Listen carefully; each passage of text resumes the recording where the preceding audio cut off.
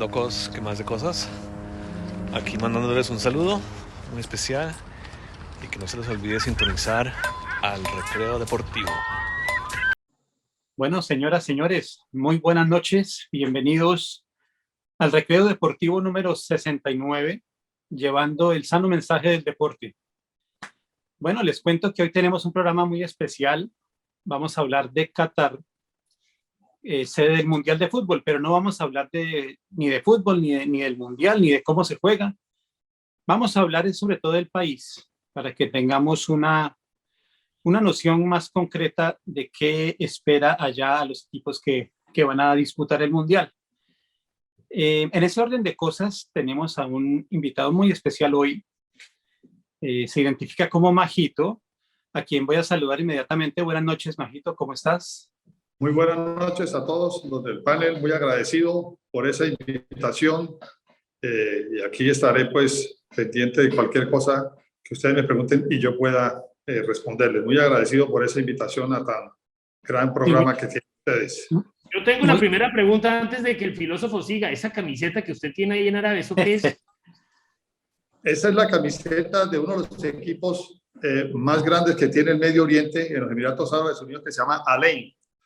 Esta camiseta fue donada, me la regaló el preparador físico del equipo, que es además un colombiano, que fue cuando jugaron la final de la Copa Interclubes en el año 2018, el 22 de diciembre, contra el Real Madrid, que le ganaron los del Real Madrid, obviamente, 4-1. Uy, o sea, esa camiseta jugó contra el Real. Bueno, ya lo dijo todo, tremendo, güey. Bueno, muy elegante entonces, Majito. Bueno, pues procedamos entonces, señores, al programa. Quería decirles, bueno, primero voy a hacerles una muy breve, digamos, documentación de lo que es Qatar en la historia y luego entraremos a hablar con Majito, quien además es arquitecto y vivió, creo que unos 15 años en Qatar, una voz más que autorizada para enseñarnos. Sí, exactamente. Bueno, entonces, simplemente por decirles que Qatar está ubicado en el oeste de Asia. Ahí podemos aprovechar el mapa del iluminado y es una península en la península arábiga en pleno Golfo Pérsico. Hay vestigios ya de pueblos y comunidades que se asentaron en la zona hace más de 50.000 años. Y también hace unos más o menos 5.000, 5.500 años hay vestigios también de los pueblos del Valle del Tigris y del Éufrates, lo cual muestra pues la ubicación estratégica de Qatar. Más adelante, ya para el primer siglo después de Cristo, aparece el primer escrito por Plinio Cayo II, que es un filósofo, entre otras cosas, y escribe sobre el pueblo que vivía en la península y utilizó el gentilicio de Catarrey, que era un pueblito que había un asentamiento. Y 100 años después, aparece el primer mapa oficial, ya llamado Katara, y poco a poco se iba dándole tono al nombre del país. Ya más adelante, para el año 650, aparecen los musulmanes y pues el Islam se apodera del territorio como religión. Y después Qatar pasa por las manos de Bahrein, de Arabia Saudita, los mismos portugueses estuvieron allá, el Imperio Otomano también estuvo gobernando un tiempo, hasta el final los británicos hicieron un protectorado y hacia ya el año 1971 le obtiene pues Qatar la independencia y pasa la familia Al Thani a gobernar. Ya es un gobierno autocrático con poderes legislativo, ejecutivo, judicial, es decir, una monarquía absoluta. Pero bueno, ya de hecho esta reseña pasemos y aprovechemos al personaje principal, Majito.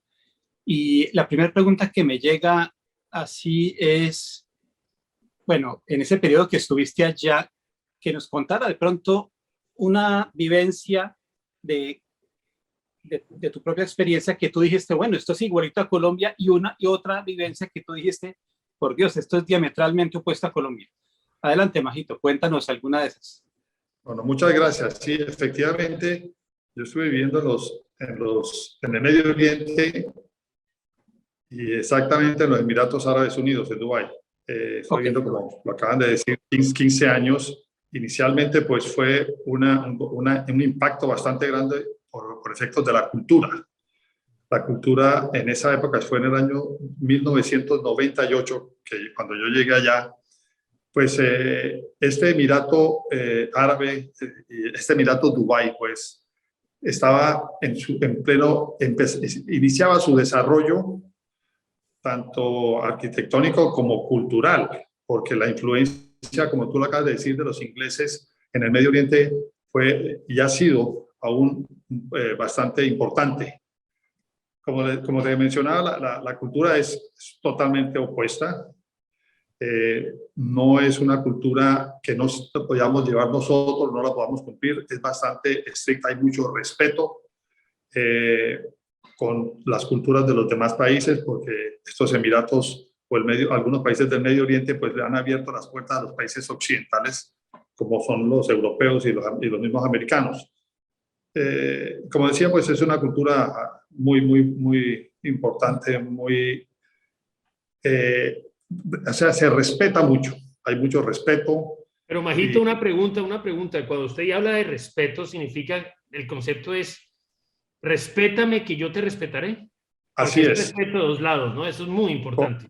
Correcto, es decir, inicialmente uno tiene que respetar el país, tiene que respetar su religión, tiene que respetar sus normas, sus reglas, y ellos respetan. Es decir, en el momento que no exista ese respeto, ellos aplican sus leyes, que son bastante fuertes y son muy rígidos en ese aspecto.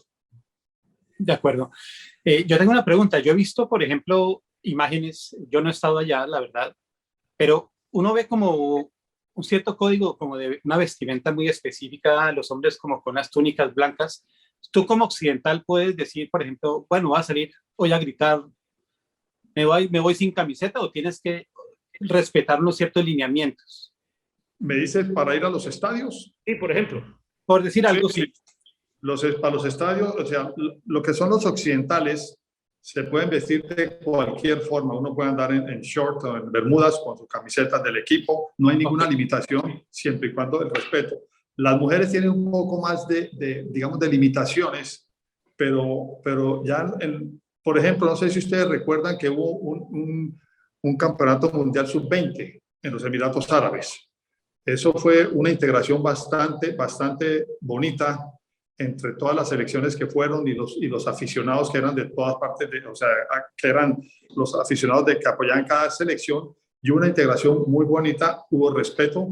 Y los árabes, los locales, obviamente van con sus túnicas, y las mujeres ya empezaban a ir a los estadios, pero era muy raro, porque en esa época estaba muy limitado en ese aspecto. Hablo del año 2002, si mal no recuerdo, que fue el Campeonato Mundial Sub-20.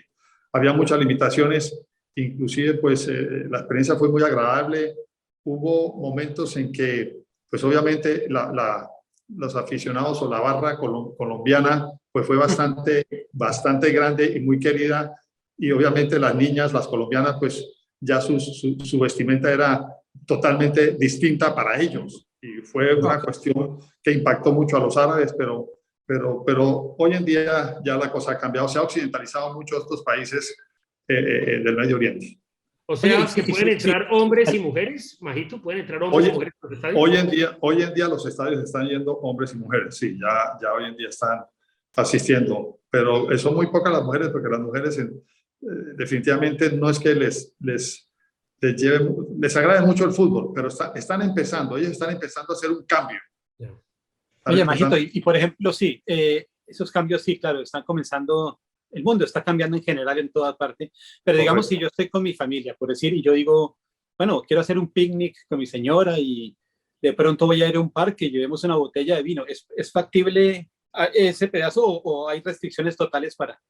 Es factible hacer el barbecue o el picnic en un parque público, pero sin alcohol. Sin alcohol, eso está totalmente... Cero, cero alcohol en espacios públicos. ¿Qué le puede pasar a uno si uno lleva una botella de una cerveza? No sé. ¿Hay alguna sanción grave?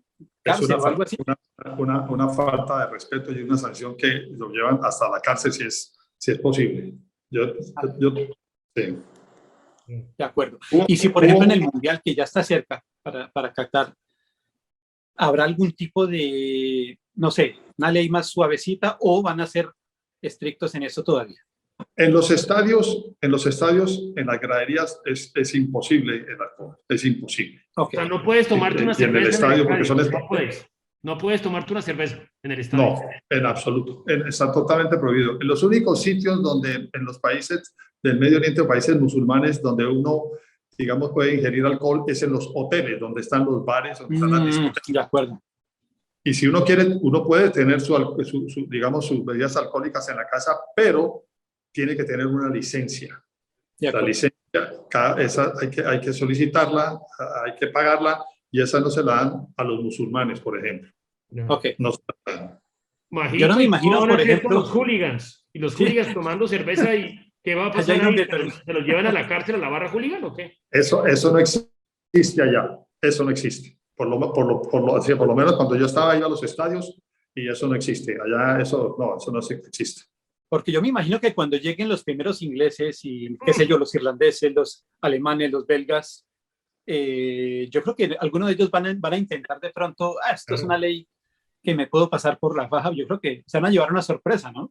Bueno, no, todo es posible, ¿no? Sin embargo, como digo, es decir, estos países los controlan, las policías controlan muy bien, a pesar de que uno cree que no lo controlan a uno y uno está controlado. Está totalmente controlado y saben para dónde van, saben de dónde vienen, saben cuánto tiempo se quedan en el país. Es muy difícil. El momento, pues, es decir, todo es posible. El momento que suceda eso, pues inmediatamente eso es una falta grave, salvo que en Doha o en Qatar, como me decían ahora, pues haya cierta flexibilidad. Especial para el Mundial, algo muy especial, llamémoslo así. Sí, pero yo lo dudo. O sea, eso existe, pero en los hoteles. En los hoteles existen bares, hay terrazas abiertas, están anexas a los hoteles, que ahí uno puede tomar trago y no hay ningún problema. Oye, yo te iba a preguntar, Majito, por ejemplo, en la vivienda, en el sector vivienda, si digamos yo digo, bueno, voy a ir a Qatar, tengo plática, voy a comprarme un apartamento, existe la propiedad privada, yo puedo llegar y decir, ¿me compro algo o me toca, no sé, ir a hacer una especie de leasing, algo especial? Bueno, yo en Qatar no es que conozca mucho, pero por ejemplo en los Emiratos Árabes, inicialmente, como en el año 2014, 2015, iniciaron la venta de las viviendas a extranjeros, bien sea occidentales o bien sea del lejano oriente o del Medio Oriente, pero lo vendían por 100 años la propiedad, que era muy corto, que eran 2 generaciones. Pero hoy en día en los Emiratos Árabes uno puede comprar casa, uno puede irse a vivir allá, uno puede invertir sin ningún problema, le dan una visa permanente, no le van a dar no le dan nacionalidad. De acuerdo. Pero, Majito, esa pregunta que hacía el filósofo, yo lo sumo una cosa. Entonces, yo compro ya una casa, pero esa casa tiene un tiempo o ya se queda eternamente mía. Ya es tuya, completamente tuya, no tiene ningún problema. Te dan una visa especial para que permanezcas allá. Vale. Ok.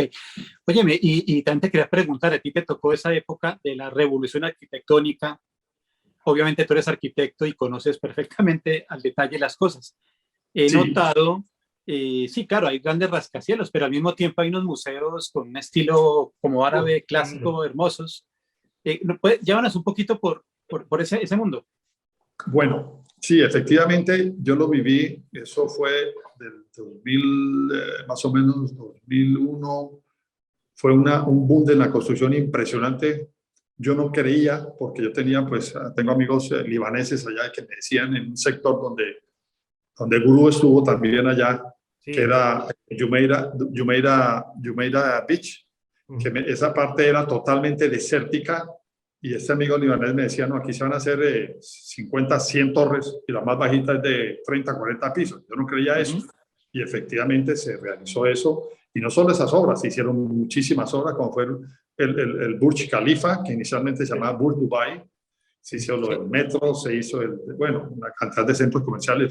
Fue impresionante y eso se hizo en 5 años. El metro, el cambio fue total. ¿Alcanzaste a conocer, sí, adelante, iluminado. ¿Alcanzaste a conocer el Museo del Louvre? Sí, eso es en Abu Dhabi, muy, muy bonito. Precisamente, pues, Yo volví hace exactamente un año, estuve en los Emiratos y fui a ese museo espectacular, espectacular. Abu Dhabi es una ciudad pues que es bastante distinta a lo que es Dubái, ya que Abu Dhabi es más cultural, mientras que Dubái es un emirato pues turístico y de negocios. Entonces es totalmente distinto. Allá en Abu Dhabi es impresionante también el desarrollo que ha habido en los últimos 7, 8 años. Están haciendo el Guggenheim también, ¿no? Que lo está haciendo Frank Gehry, también el plan Sí. para Abu Dhabi. No, eso Sí. es increíble, eso es increíble. No, y hay unas obras también arquitectónicas. He visto, esto creo que esta es en Doha, de pronto lo has visto o has oído hablar, la famosa Perla, que es una isla artificial. Sí. Eso como que es una cosa tremenda, ¿no? Y el Museo Árabe de Doha también es impresionante. El Museo Árabe, correcto, sí. Este tipo de obras, digamos, yo en mi concepto, Qatar es la Dubái de empezó como Dubái, Sí. porque Qatar yo estuve estuve en Doha haciendo una escala y el aeropuerto era muy pequeño, era un emirato muy quieto, pero después como a los 3, 4 años volví al aeropuerto y eso cambió tremendamente y se veía el desarrollo de las construcciones. Y hoy en día Qatar ya es como un Dubái pequeño. Sí, De acuerdo. Sí. Para un arquitecto debe ser un mundo muy emocionante, ¿no? Sí, Sí. digamos, lo impactante son la magnitud de las obras, ¿no? Claro. Esa infraestructura que tienen los países del Medio Oriente, especialmente Qatar, Bahrein y los Emiratos Árabes, es impresionante y no existe, digamos, eso que uno piensa aquí en Colombia del presupuesto, allá no existe, o sea, el presupuesto es elevadísimo, pero igualmente el control es bastante estricto. Es decir, que allá el dinero realmente llega a su lugar y no hay intermediarios que se quedan con la plática. Pues es posible, ¿no? O si se quedan con un pedacito, pues. Sí, no es que se queden con todo, pero allá las obras se hacen y es posible porque, es decir, en todo el mundo puede suceder eso. El ser humano es ser humano.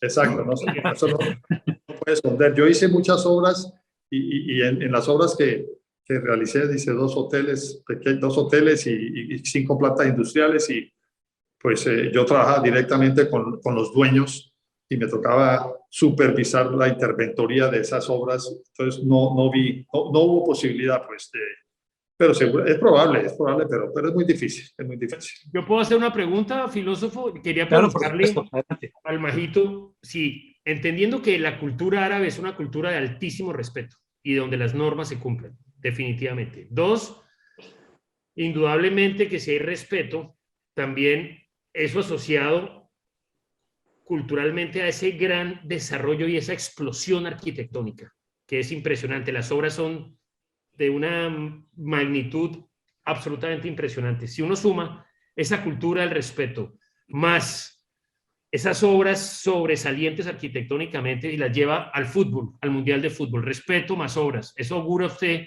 que va a ser un Mundial exitosísimo, ¿correcto?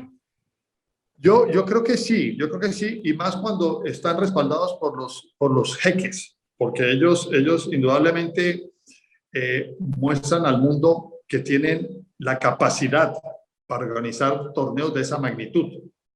Entonces ellos no los van a dejar caer, o sea, no los dejan caer porque pierden imagen en el país, pierden confianza ante el Medio Oriente y ya han habido experiencia como pasó en los Emiratos Árabes, fue un torneo pues muy bueno que inclusive pues los jeques regalaban las boletas.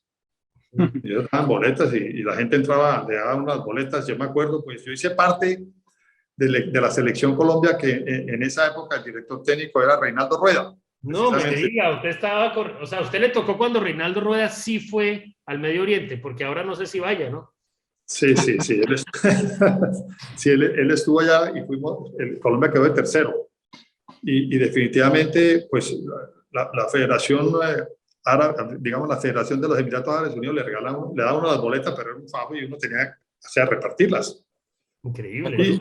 Y esos torneos y todos los espectáculos que hacen ellos son espectáculos que tienen un respaldo económico grandísimo, grandísimo. Y por eso es que hoy en día, pues, muchos deportes se están yendo hacia allá. Por ejemplo, lo que es el tenis.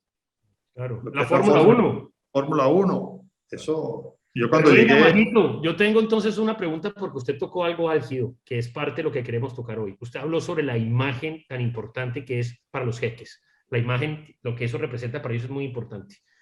Recientemente con este Mundial de Qatar, vienen unos grupos de personas y de ciertos medios dando unos ataques brutales contra el Mundial y la organización de Qatar, porque están diciendo que en los últimos años, no sé, creo que se refieren a 10 años, han muerto aproximadamente 10.000 trabajadores, 6.500 trabajadores que han ido a construir los estadios. Entonces, pareciera que esto fuera como en contravía de esa imagen que se está trabajando. Entonces, no sé, filósofos, yo creo que es un punto muy interesante para tocar, ¿no? De acuerdo, sí. Sí, yo la verdad me puse a indagar un poco y la verdad es que la versión de las dos partes es totalmente opuesta. Increíble. Incluso me llamó la atención muchísimo que, por ejemplo, el gobierno de Qatar habla que no son 6.500 muertos. Unos hablan de 3 muertos, digamos, de manera complicada, otros de 32, de los cuales unos fueron pues por el exceso de calor y bueno, perdieron el equilibrio, etcétera. Pero yo pregunto, 6.500 contra 33, así fuera, sí, me parece que es una cosa espantosa. Incluso estoy mirando y hay un reporte de Human Rights Watch que acepta que el gobierno de Qatar ha hecho esfuerzos ingentes por mejorar el sistema. Hay un sistema que se llama Kafala, no sé si lo hayan oído hablar, en el cual antiguamente los empleados dependían y no se podían mover, eran como puestos fijos. Ahora lo que hacen digamos, el emir pues, de Qatar, que es la cabeza del Estado, es que libera esos puestos para que los empleados puedan transparentemente cambiar si consiguen un mejor trabajo y también tumban de paso la posibilidad que dicen que le retiren los pasaportes y les garantizan las condiciones laborales e incluso hablan de unas mejoras de las instalaciones. Entonces, realmente son muy opuestos. No sé, yo también tengo la gran duda, de pronto, Majito, por la experiencia de haber estado allá, también existen de parte digamos, del diario, un poquito como de ataques innecesarios, pues porque por intereses, uno no sabe, hoy en día se manipula mucho la información. ¿Tú cómo lo ves, Majito? ¿Tú estás de acuerdo con eso o piensas realmente que es más por el lado? Con la experiencia que tiene Majito que construyó allá, sabe cómo se... Exacto, es que ese es el punto, claro. Bueno, la experiencia que yo tuve durante estos 15 años en construcción, indudablemente hay accidentes en obras. Sí, ahora, de acuerdo. Pero, a ver, la forma de contratar de ellos, que contratan a pakistaníes, a indios, a Bangladesh, Sri Lanka, otros más que son filipinos inclusive, ellos los traen, la mano de obra, ellos vienen solos, ellos nos traen la familia y les dan alojamientos que están bien controlados en cuanto a capacidad. ¿Qué pasa? Estos personajes, estos muchachos, estos trabajadores, la vida que llevan ellos en sus países es una vida dura y es como casi que de pronto se podría comparar con el que es nosotros los latinos con el sueño americano. Okay. Y ellos es con el sueño del Medio Oriente, que es donde pagan, digamos, un sueldo de ellos que pueden ser 2.500, 3.000 dirhams, que son más o menos 1.200, más o menos unos $1.200 tal vez, y más o menos $1.200. Con ellos, con ese dinero, ellos pueden sostener en sus países 4 meses a la familia. Entonces, ¿qué pasa? Mucha gente va, o sea, los trabajadores van. ¿Qué pasa en los alojamientos? La capacidad máxima en mi época, que fue hace 7 años, eran de máximo 6 personas. Hay unas normas mínimas de área, de espacios. Hay unas normas para la construcción de estos alojamientos. Son como unos hoteles que tienen sus alojamientos, tienen su zona de recreación, tienen sus zonas de comedor y zonas de recreación en campo abierto. Ahora, el calor es un enemigo entre los meses de más o menos de junio a noviembre. El calor es fuerte y está prohibido que si la temperatura está a 50 grados, no pueden trabajar. En el momento en que una empresa permita trabajar y esté a 50 grados, va a tener muchos problemas de multas y hasta cierran las empresas. Y eso se vio en los Emiratos Árabes, en la parte donde yo estuve, se veía, inclusive una vez que a mí me sorprendió, hubo una huelga. Gurú me estaba diciendo que si se ponían camiseta, que hubo una huelga donde se pararon en la Sheikh Zayed Road, que es la principal avenida de Dubái, pero eso yo creo que no duró más de 2 horas. Llegó la policía y los espantó.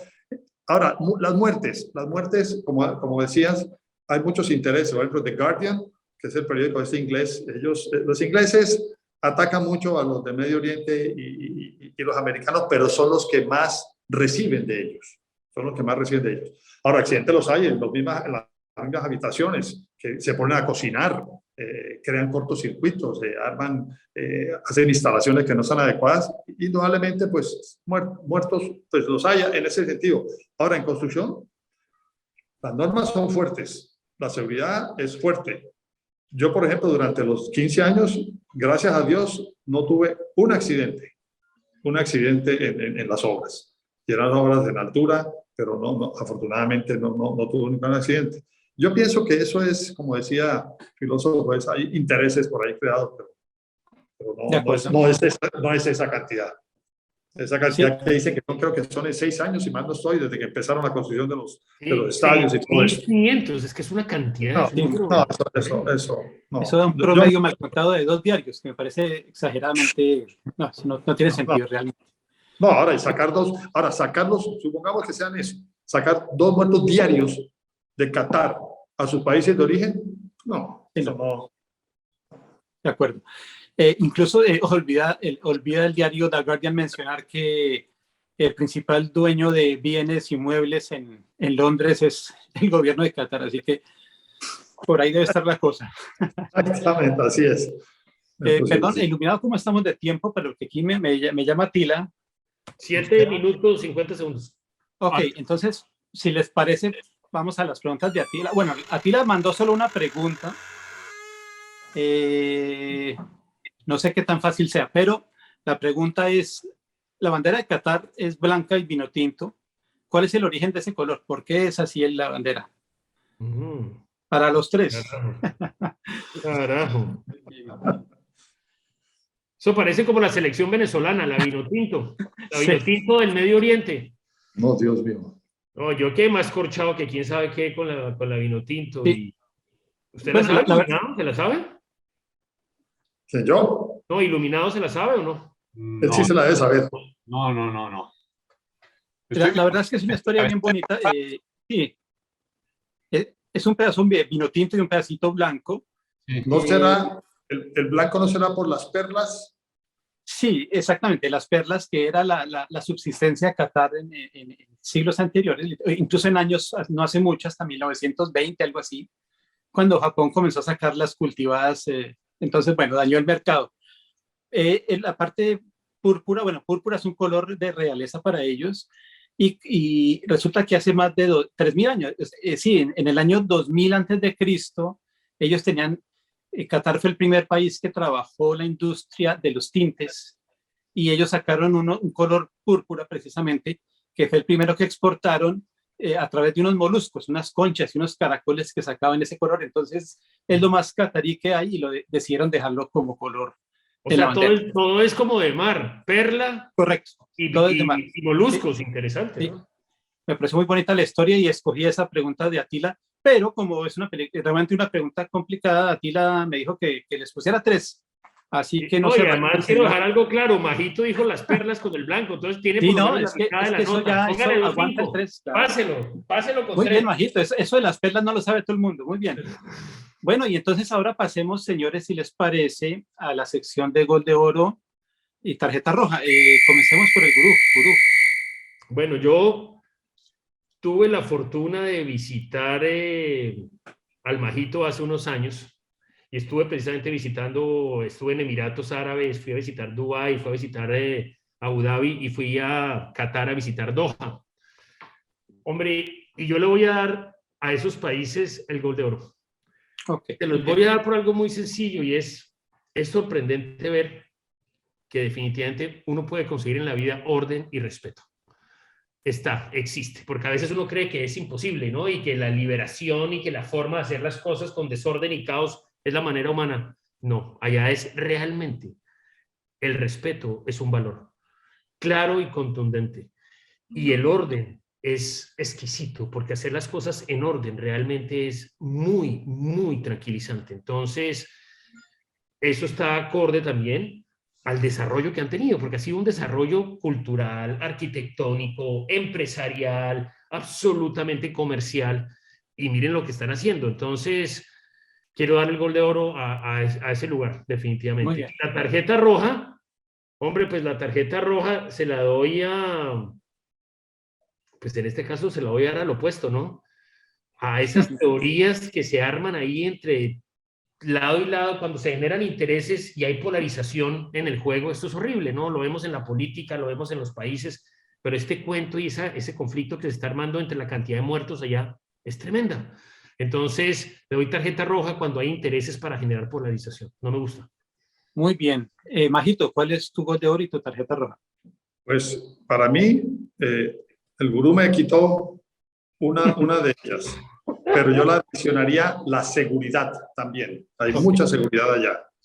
Hay mucha seguridad allá. Se siente, ¿no? Es increíble, ¿eh? La seguridad es impresionante y bueno, el respeto, el orden, la disciplina, el control, la autoridad, se respeta la autoridad y el otro es el balón de el gol de oro, el gol de oro, El gol de oro y la tarjeta roja.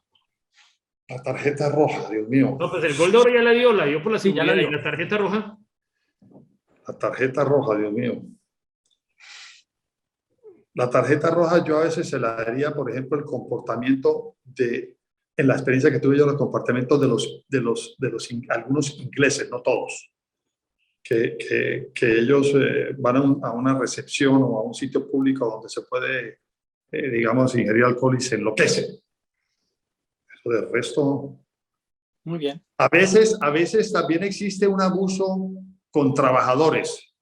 Porque nombraban inicialmente que, por ejemplo, un trabajador, ellos a veces quieren crecer un poco más, quieren cambiar de posición, entonces los limitan, no los dejan. Entonces, ¿qué hacen? Cuando la persona dice, o sea, los limita, tiene un poco de limitaciones para cambiar de trabajo. Eso es lo único que yo veo que sea un poco lo negativo, pero el resto... Muy bien, Majito. Muy, muy clara la disertación. Iluminado, por favor. Bueno, yo el gol de oro se lo voy a dar a los señores que, a pesar de vivir en una monarquía, ser los monarcas de esos países, han logrado sembrar hacia el futuro y no han desperdiciado y lapidado los recursos naturales en corrupción y en malos manejos. Por ejemplo, esta diapositiva que tengo aquí atrás no sé si ustedes sabían que Qatar, el Fondo Qatarí de Inversiones, es propietario del 15% de la Volkswagen, por ejemplo. No sabía. Eso es invertir hacia el futuro, es haber sabido aprovechar los recursos naturales para tener un país próspero hacia el futuro, lo que no está sucediendo desafortunadamente, por ejemplo, con Venezuela, que tiene unos recursos, unas reservas petroleras y gasíferas similares a las que tienen sus países del Medio Oriente, pero ellos han desperdiciado esos han destruido, recursos, ¿no? Han destruido, no han construido, sino han destruido. El Fondo Qatarí es el 15% dueño de la Volkswagen, que es un grupo empresarial gigante. También es accionista de Iberdrola, de Shell Company, de Tiffany, de Rosneft, que es la compañía petrolera rusa, y de Barclays, que es pues el fondo de inversiones. Banco inglés. Entonces, si ustedes me permiten, voy a adicionar el punto que Iluminado acaba de decir, es muy importante. Quisiera adicionar un punto más, que es que estos jeques, a pesar de que existe esa famosa, así lo que es la monarquía, hombre, ellos ayudan a su pueblo, les dan educación, les dan salud, les dan vivienda. Ellos los están preparando bastante bien.